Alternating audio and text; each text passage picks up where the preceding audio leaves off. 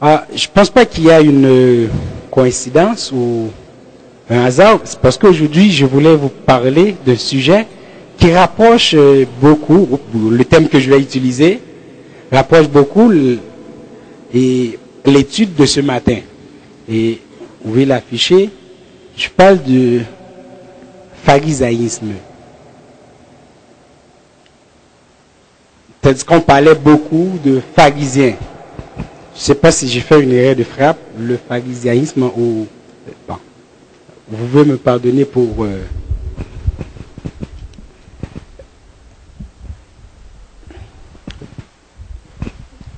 Notre sujet, comme je l'ai dit, je ne vais pas faire un exposé sur ce courant ou ce mouvement politico-religieux, mais plutôt c'est pour imager le sujet ou le but que j'ai pour ce matin afin de pouvoir partager avec vous en quelque sorte la parole de Dieu. La lecture de ce matin va être tirée du livre de Luc, l'évangile de Luc, chapitre 18, encore un texte très connu. Luc chapitre 18, les versets 9 jusqu'au verset 14. J'avais fait référence à ce texte 2 semaines avant, pendant la louange. Le pharisien et le publicain. Ou le publicain et le pharisien, il revient au même. Il dit encore cette parabole en vue de certaines personnes, se persuadant qu'elles étaient justes et ne faisant aucun cas des autres. 2 hommes montèrent au temple pour prier.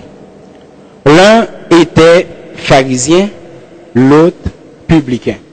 Le pharisien, debout, priait ainsi en lui-même. Ô Dieu, je te rends grâce de ce que je ne suis pas comme le reste des hommes, qui sont ravisseurs, injustes, adultères, ou même comme ce publicain. Je jeûne 2 fois par semaine, je donne la dîme de tous mes revenus. Et le publicain, se tenant à distance, n'osait même pas lever les yeux au ciel, mais il se frappait la poitrine en disant, ô Dieu, sois apaisé envers moi qui suis un pécheur. Le dernier verset, je vous le dis, celui-ci descendit dans sa maison justifié plutôt que l'autre, car quiconque s'élèvera sera abaissé, et celui qui s'abaissera sera élevé. Ce sont là les paroles de cette parabole. Comme j'avais dit, on sait beaucoup des pharisiens et probablement peut-être qu'on sait peu. On sait beaucoup parce que la Bible en parle beaucoup. En particulier, les évangiles.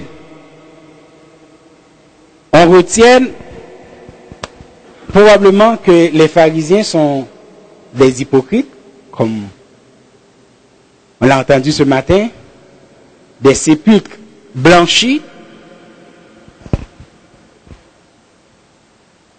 On peut leur donner d'autres connotations.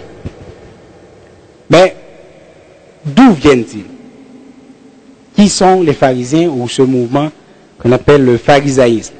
Ce parti, à la fois une tendance politique et religieuse, a fait son apparition peu après la révolte des Maccabées. Ça ne dit pas grand-chose quand je parle de la révolte des Maccabées. Il y a des livres qui rapportent ces événements de la vie des Juifs, mais la Bible ne les rapporte pas. Ce sont des livres que les théologiens ou l'Église catholique dénomment comme des livres non inspirés, bon, les théologiens comme des livres non inspirés ou des livres qui ne font pas partie de la Bible ou le livre canonique. Donc, il y a les Maccabées, il y a la sagesse, il y a Tobie, etc. Donc, les Maccabées, cette période, c'est entre l'Ancien Testament et le Nouveau Testament. Donc, entre ces deux espaces, probablement environ 400 ans, donc, que la Bible ne rapporte pas, il y a ces événements qui se sont déroulés. Et c'est pendant ces événements, vers 165 avant Jésus-Christ, que ce mouvement a pris naissance, à savoir le pharisaïsme. Mais un peu plus tard, puisque les pharisiens faisaient partie du conseil des Sanhédrins, le plus haute instance des dirigeants, ou des tribunaux, etc., mais ils étaient opposés aux Maccabées. Parce que après la révolte de Maccabée, un des fils de Maccabée, il s'agit de Jean Ican, fils de Simon Maccabée, quand il a pris le pouvoir entre 134 et 104 avant Jésus-Christ, il tentait de moderniser un peu la vie des Juifs ou le système ou la politique, la façon que les Juifs fonctionnaient. Et là, les pharisiens, ils étaient contre. Lui, il a pris la décision de les exclure du conseil des Sanhédrins. D'où le nom des pharisiens du thème Pérouchim, qui signifie séparer ou les séparer. Donc, les pharisiens disaient séparer de la classe dirigeante, séparer du reste du petit peuple, et séparer aussi de tous ceux qui ne suivent pas le même rythme qu'eux. Les pharisiens, c'était des laïcs, des paysans, des marchands, des artisans, des commerçants.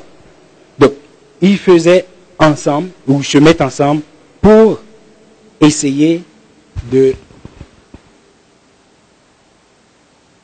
faire paraître leur croyance. C'est quoi leur croyance? Je vais venir, mais je vais vous dire avant tout que vous n'allez pas voir dans l'Ancien Testament mention des pharisiens. On n'en parle pas dans l'Ancien Testament.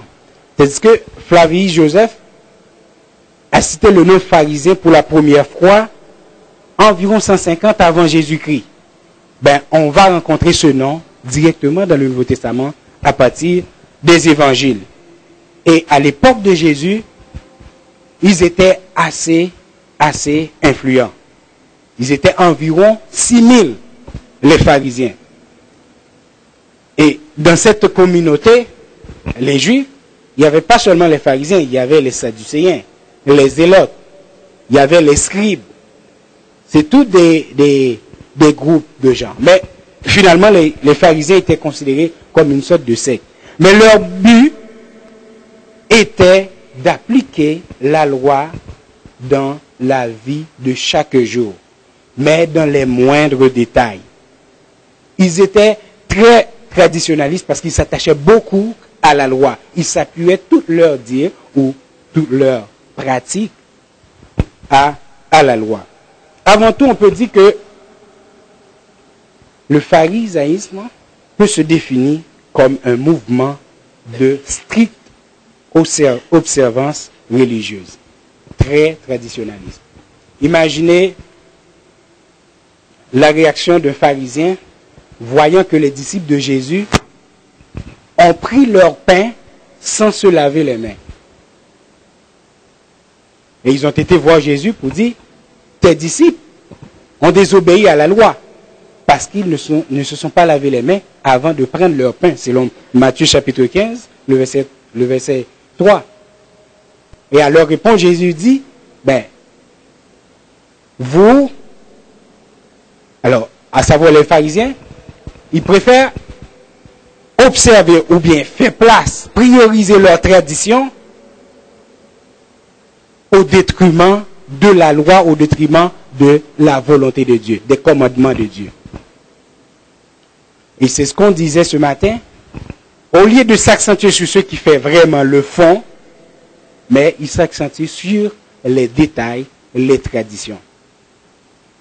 À côté des commandements, car il s'accentue beaucoup sur l'observance stricte de la loi, on peut résumer la loi comme les 5 livres, les 5 premiers livres de l'Ancien Testament, à savoir Genèse, Exode, Lévitique, Nombre et Deutéronome. À part de les observer, il tient à ce que les gens qui font partie de leur secte observent aussi la loi orale, donc les interprétations qu'on fait de la loi. Et à côté de ça, ils ont environ 613 préceptes, etc., à mettre en pratique. Comme la façon de s'habiller, ou etc., la façon de se tenir, tout ça font partie de leur pratique. Ils croient comme... Il y avait une question ce matin, c'est est-ce que Jésus opposait ou bien n'aimait pas les pharisiens ou n'aimait pas leur religion ou tout ce qu'ils faisaient. Il y avait ce texte dans Matthieu chapitre 23, le texte que j'avais lu, qui dit, Christ leur a déclaré de faire, et je répète, faites donc et observez tout ce qu'ils vous disent, mais n'agissez pas selon leurs œuvres, car ils disent et ne font pas. Obéir à Dieu ou vivre selon la volonté de Dieu en soi n'est pas mauvais, mais c'est comment on le fait. Et pourquoi Christ les traite d'hypocrites ou de tombes blanchies? Ce qu'ils disent, ils ne le font pas. Ou ils s'accentuent sur seulement l'extérieur, mais l'intérieur, ça reste vide. Le fond, ce qui fait le fond, reste vide. Et leur faiblesse, c'était exactement l'excès qu'ils faisaient dans l'application de la loi. Et dans cet excès de zèle, ils ont oublié la miséricorde, car ils méprisent les gens, les pauvres, ils méprisent ceux qui sont vraiment dans le besoin, ils n'exercent pas l'amour, etc. Les pharisiens croient aussi dans l'immortalité de l'âme, comme nous croyons. Ils croient dans la résurrection des morts, le jugement dernier, l'existence des gens, des anges et des démons ou des esprits. Et principalement, ils observent le sabbat. Ils observent le sabbat. Et d'autres rituels dans leur pratique, leur présentation d'offrandes, etc.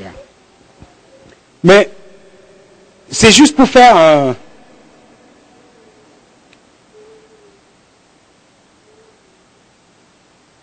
coup d'œil, un historique de ce que sont les pharisiens.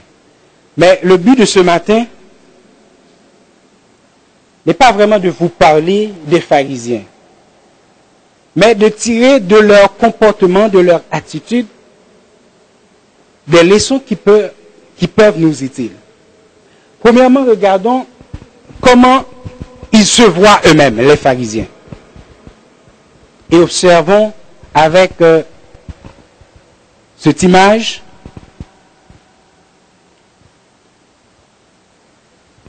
je vais continuer. Premièrement, il y a dans le passage que nous avons lu, le publicain et le pharisien. L'homme à droite, c'est le publicain, et ici, le pharisien. Regardez bien comment ils se tiennent. Un homme bien vêtu, la torse en avant, où il a l'air très fier, et il se met face à l'ouverture, baigné de lumière. Donc, se fait quand même paraître. Et son visage, regarde bien, exprime certaine autosuffisance.